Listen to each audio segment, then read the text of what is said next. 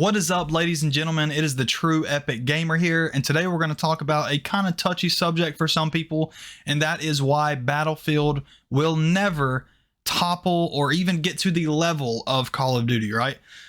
This will not be a video based on my opinion. I'm going to bring up a lot of different topics, a lot of different statistics, a lot of different reasons why it's just not possible, right? So stick around if you want to hear those, guys. I'm going to go ahead and switch it over to some gameplay for you. Alright guys, so the first point that I want to bring up is the year 2016. So this is the year that Call of Duty Infinite Warfare came out, as well as Battlefield 1. Now, a couple of things that you need to know about these games, and that most of you probably already know, is that Battlefield 1 was the most hyped Battlefield ever. If not ever, then at least in this, present day. It was extremely hyped. Everybody was super excited for it. It had a beast mode of a trailer. And then the Infinite Warfare trailer came out and was the most disliked gaming video ever. Like literally ever. I think there was only one video more disliked than that, and it had nothing to do with gaming. It was a music video or something. Don't remember which one though. But that is beside the point, guys. It was extremely hated. People were not happy about it at all. The second that they seen it was futuristic, it was just bad news, right? Everybody was disliking it. Everybody hated it. Nobody was hyped about it.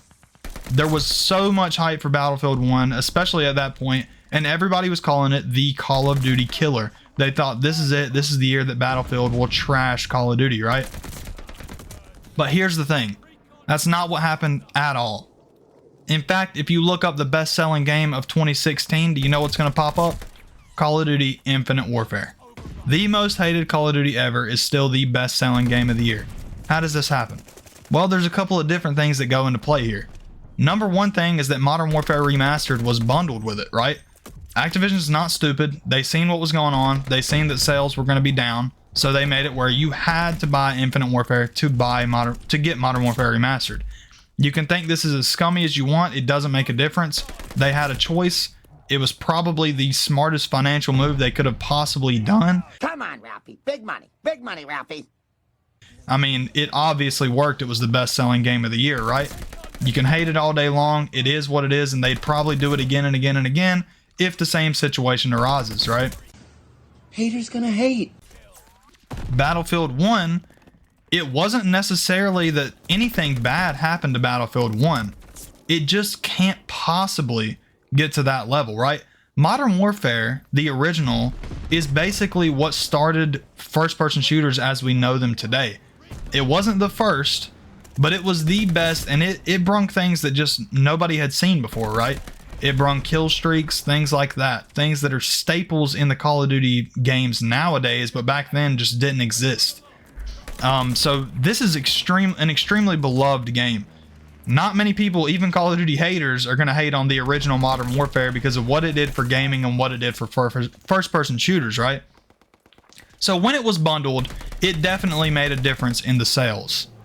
But I'm here to tell you guys today that it wouldn't really make much of a difference.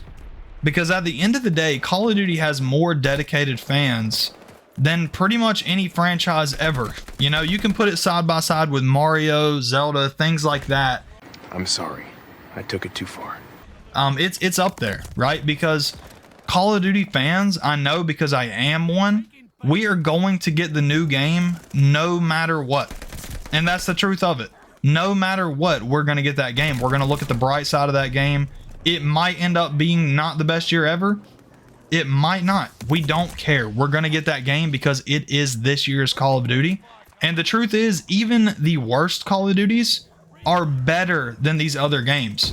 You can disagree with that all you want, but the amount of quality you get and the amount of time that you can spend in these games is just enormous, no matter how quote-unquote good or bad the game is. And the majority of Call of Duty fans will tell you that even a bad Call of Duty is only bad because we compare it to other Call of Duties. If we were to compare it to other first-person shooters, it's still an extremely high quality game. The truth is, if you play other first-person shooters, they just don't feel as smooth, especially if it's not Battlefield or Halo. If you start looking at any other first-person shooters, it's really rough. And if you look at Battlefield this year, it's super rough, right? So Battlefield this year gets put on the list of top 10 worst games on Steam. All right, so this is on PC. Worst games ever, guys. Not this month, not this year. We're talking about ever, because of how low quality it is. And the question I have for you guys towards the end of this video is, how long can Battlefield keep this up?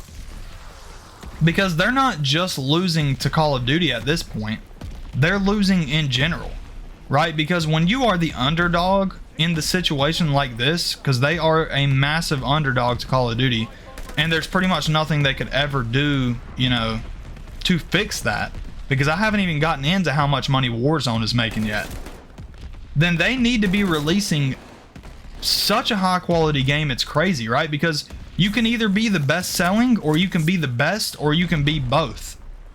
But if you're not the best selling, then you have got to try your best to be the best. So whenever they come out with a game that sucks, it's just never going to work for them, right? Call of Duty can get away with it. They can release a game that sucks, it doesn't matter, because people are going to buy it anyway. With Battlefield, sure, there are diehard fans, but there's not enough to carry that game, right? So that's kind of the question I got for you guys, is how long can Battlefield keep this up? Because if they're not releasing a higher quality game, then they have nothing to offer anyone, and they're just going to end up dying out. Now, don't get me wrong, it's not going to be soon, because, I mean, at the end of the day, Battlefield is still a big franchise. It's just nowhere near the colossal size that Call of Duty is. But another game that I want to talk about is Halo. And I'm much more interested in what's going to go on between Halo and Call of Duty, because at the end of the day, it does help to have a healthy competition. And for the past, I don't even know how many years, it's pretty much been Call of Duty, Call of Duty, Call of Duty, Call of Duty, right? Because the last Halo game, Halo fans didn't like, and it's been forever since there's been one that they did like, basically the 360 days as far as I know. I'm not a Halo fan, so I don't know the exact dates or years that these games came out. But I know it's been a long time since Halo fans have had a game that they enjoyed. And Halo used to be top dog, right? They pretty much were top dog before Call of Duty. They were top dog, you know, with Call of Duty. It was a healthy competition back then. But Halo kind of vanished, and it doesn't have the yearly release that Call of Duty does. But as a Call of Duty fan, I'm hyped for Halo to do well, because I want that competition. For example, Halo launched with a rank mode, which is something I'm pretty salty that Call of Duty games almost never launch with at this point. It always comes later in the year, and it's just fun to play, right? Like, it'll keep you involved. It's a lot more fun to play something competitively, for me at least, than to just play for nothing. Right now, I'm still going for top camo, which in this game is going to take absolutely forever. But I would much rather be playing a ranked mode. So whenever Halo has something, you know, Call of Duty is going to be under pressure to have something similar or better, right? And that's how these games get as good as they are, is with competition. You got to look, Call of Duty was the biggest game, right? And then Fortnite came around and was like, actually, we're going to be the biggest game for a while. And so what does Call of Duty do? They release Warzone. They release their own battle royale. And just real quick, I want to talk about how much money that makes. It came out, this was a while ago that this came out, so the statistic could be more, it could be less at this point, but $5.2 million a day. Not a week, not a month, a day. That's a lot of money. That's like 150 something million a month, guys. And we're just talking about skins. We're not even talking about how much they're making in the other games either. We're talking about free-to-play Warzone, which is going to come out with another map here in a couple of weeks, which is going to make it the talk of the town again. And Battlefield is literally going to fade away, especially with this crappy release. Halo is making kind of a massive mistake, in my opinion, not having their own battle royale. I remember they made some stupid joke back when they were asked about it, and they said the only BR we have is the battle rifle.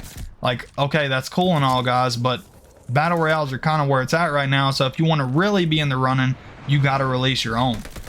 But I kind of want to hear what you guys have to say about it. So let me know in the comments, what's your favorite game? And if you think that there will someday be something to topple Call of Duty in terms of the long-term status that it has, right? There might be another game like Fortnite that takes over for, you know, a short period of time. But look at Fortnite now fading away. Not that it won't come back in some form, but it doesn't have the longevity that Call of Duty has, especially releasing every single year and selling this much every single year, right? So let me know y'all's opinion in the comments or what you think. As always, smash that like button. Hope you guys enjoy and make sure to subscribe.